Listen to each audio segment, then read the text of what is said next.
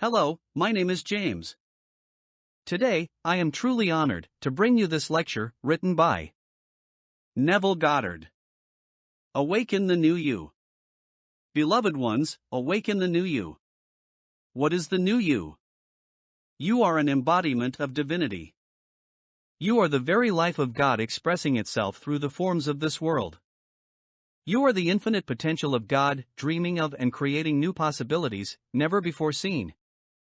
But how do we awaken the new you? First, you must understand how powerful and mighty you really are. You must break free of the programming and conditioning of this world, and realize that you are an infinite and unlimited being. You are the very power creating your world, and you have the power to create a new one.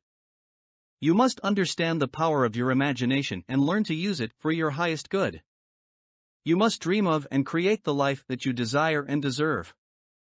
Whether it is financial wealth, physical health, a loving relationship, or anything else that you desire, you must recognize that you are the ultimate source of these things and take ownership of your power. You must learn to tap into your inner power and tap into the energy of the universe. You must learn to let go and trust in the power of the divine.